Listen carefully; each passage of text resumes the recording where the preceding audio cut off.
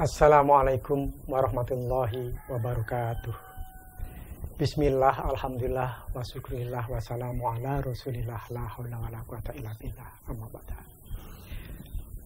Ikhwanul mu'min rahimakumullah.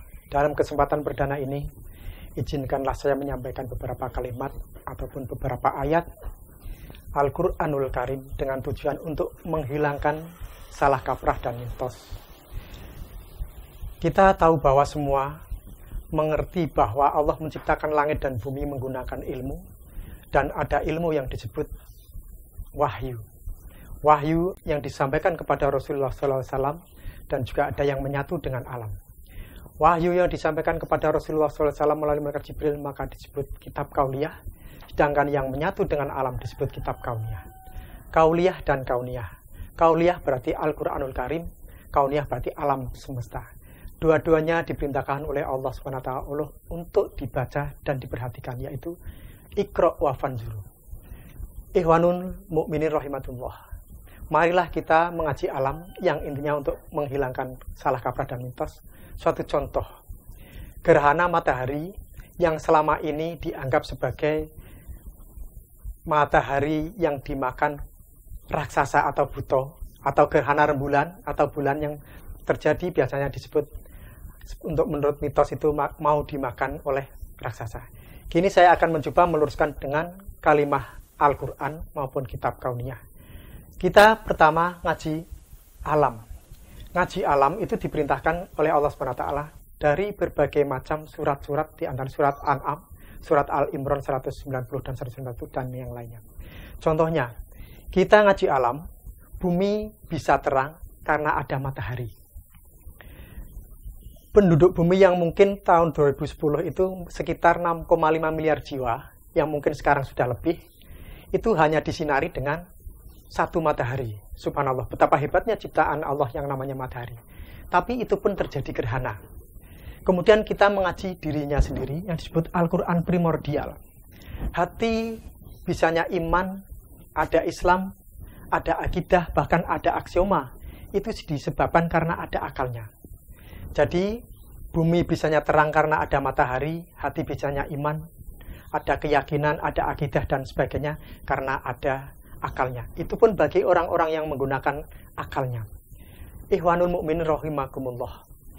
Kita ngaji pertama yaitu ngaji Al-Quran, ngaji alam, ngaji diri sendiri yang disebut Al-Quran primordial. Betapa hebatnya ciptaan Allah yang namanya matahari, tapi terjadi gerhana.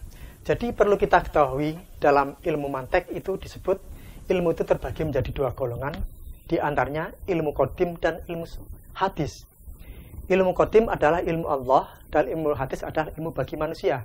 Tapi ada penjelasan yang lebih rinci lagi, yaitu menurut Imam Ibnu Qayyim al-Jauziyah adalah ilmiah insaniyah dan ilmiah ilahiyah. Kalau ilmiah insaniyah terjadi gerhana itu disebabkan oleh keberadaan bumi, rembulan, dan matahari yang sejajar. Itu yang disebut astronomi atau ilmiah insaniyah. Sinar matahari tidak tembus ke bumi lantaran terhalang oleh rembulan. Itulah yang disebut astronomi. Itu ilmiah insaniyah, ilmu menurut bagi manusia.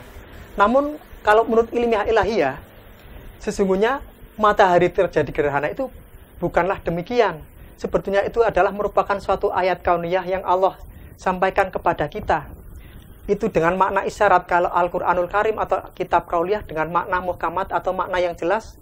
Namun kalau kitab kauliyah dengan makna isyarat, yaitu ada gerhana matahari, sesungguhnya isyarat apa?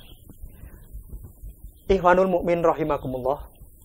Berdasarkan pemikiran, pendalaman, pengamatan, dan renungan yang sangat dalam dengan sungguh-sungguh yang disesuaikan dengan Al-Quran dan hadis, ternyata gerhana matahari itu menyimpulkan bahwa manusia itu tidak boleh sombong. Manusia tidak boleh sombong tentang keilmuannya. Karena apa? Matahari itu begitu hebatnya ciptaan Allah terjadi gerhana. Kemudian akal manusia begitu pintarnya, profesor, doktor, insinyur, dan sebagainya sangat lihai. Tapi itu pun sangat terbatas kemampuannya. Karena apa? Kalau orang Jawa bilang pepet nalare nggak bisa mikir. Pepet pikiri nggak bisa mikir. Kalau dalam bahasa sekarang adalah ngeblank bahasanya, sehingga tidak bisa berpikir lagi. Karena apa? Kemampuan manusia itu sangat terbatas. Jadi seberapapun tingginya ilmu seseorang pasti akan mengalami kebuntuan dalam berpikir. Karena apa? Allah pun telah berfirman dalam surah Al-Isra, A'udzubillahi minasyaitonirrajim, Bismillahirrahmanirrahim. Wa ma utitum minal ilmi illa qalila. Tidak Allah memberikan ilmu kepada manusia melainkan sedikit saja. Jadi Allah tidak memberi ilmu kepada manusia hanya sedikit saja. Sedangkan ilmu Allah, bila mana 7 lautan dijadikan tinta dan ranting, dijadikan pena untuk menulis ilmu Allah, tidak akan selesai. Subhanallah. Ibarat kata air setetes di atas lautan. Itulah ilmu manusia. Tidak boleh sombong. Jadi istilahnya, kalau gerhana matahari adalah isyarat bagi manusia agar tidak sombong tentang keilmuan yang dimilikinya. Jadi bukan mataharinya akan dimakan raksasa seperti mitos-mitos terjadi selama ini. Kemudian bagaimana dengan gerhana rembulan? Matahari ibarat akal manusia dan bulan ibarat hati manusia. Hati itu walaupun dalam hati ada iman, ada Islam, ada akidah, ada aksioma dan lain-lainnya, tapi hati itu suka salah. Karena apa? Hati suka salah karena hati sangat bodoh, tolol, goblok, bego dan sebagainya. Karena apa? Karena hati tidak bisa berpikir. Karena hati bukanlah akal. Alhasil apa? Hati bisa salah, akal pun bisa keliru. Sabda Rasulullah SAW yaitu Bismillahirrahmanirrahim, Al-insanu mahalul khotok wa nisyan. Manusia itu tempatnya salah dan lupa. Nek wong Jawa bilang, katanya manusia iku panggonane luput lan lali. Maka dari itu, walaupun kamu sepinter apapun, sehebat apapun, janganlah merasa sombong. Karena sifat sombong adalah sangat dibenci oleh Allah SWT. Sangat dibenci oleh Allah SWT karena Allah sangat murka kepada orang yang sombong. Rasulullah pun bersabda bahwa seseorang tidak akan masuk surga bila di hatinya mempunyai sifat kesombongan walau sebiji zarah. Itu. Jadi isyarat matahari gerhana, rembulan gerhana itu bukan berarti mataharinya mau dimakan raksasa. Rembulannya mau dimakan raksasa seperti kejadian yang lalu. Yang lalu itu kemarin kalau tidak salah bulan September tanggal 9 tahun 2016 itu terjadi gerhana. Kemudian di Blitar ada wartawan TV RI memancari pada simbah-simbah, "Mbah, kenapa kok nak boletsung? Anu ki Mas, mataharinya mau dimakan buta, maksudnya mau dimakan raksasa." Itu adalah mitos yang tidak baik. Itu adalah tradisi lama yang tidak baik, harus ditinggalkan. Kaidah fikihnya begini, al-muhafadzah al-qadim al-sholih wal afdu bil jadidil aslah. Artinya mempertahankan tradisi lama yang baik dan mengambil tradisi lama yang lebih baik. Artinya tradisi lama yang tidak baik itu harus ditinggalkan. Karena apa? Mitos tadi salah kaprah dan mitos matahari mau dimakan raksasa itu sebetulnya mitos yang tidak benar. Yang benar adalah, sesuai Al-Quran dan hadis, adalah rembulan dan matahari gerhana adalah suatu isyarat dari Allah Subhanahu wa Ta'ala, yaitu ayat kauniyah memberi isyarat kepada kita semua agar tidak sombong. Tidak sombong tentang keilmuan atau pangkat derajat yang dimilikinya. Karena Allah sangat benci, sangat murka kepada manusia yang berlaku sombong. Dan juga penjelasan dari surat Al-Ahzab 72 menyampaikan bahwa innahu kana dzuluman jahula. Sesungguhnya manusia betul-betul zalim dan betul-betul bodoh. Masa manusia akan mengaku dirinya pintar? Itu adalah sudah menyalahi hukuman, menyalahi takdir, menyalahi hukum Allah, dan itu juga merupakan suatu mitos-mitos yang harus ditinggalkan. Kita harus mengambil tradisi baru yang lebih baik, yaitu gerhana matahari maupun rembulan adalah suatu isyarat dari Allah SWT. Solusinya apa? Kita setelah menyaksikan gerhana matahari atau rembulan, kita banyak-banyaklah beristighfar, mohon ampunan kepada Allah SWT bahwa selama ini kita sombong seperti sifat iblis yang tidak kita sadari selama ini.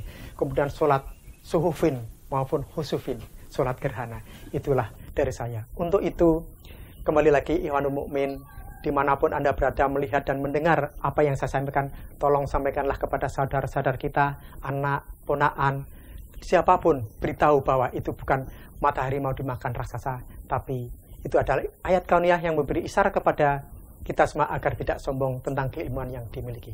Demikian Al-Quran, penjelasan dari Al-Quran Nul Karim maupun dari ayat kauniyah yang tersirat dan tersurat. Kauliyah dan kauniyah maupun kitabun nafsi yang disebut Al-Quran primordial adalah diri kita sendiri. Hanya itu yang dapat saya sampaikan. Wallahul muwafiq ila aqwamit thoriq. Wassalamualaikum warahmatullahi wabarakatuh.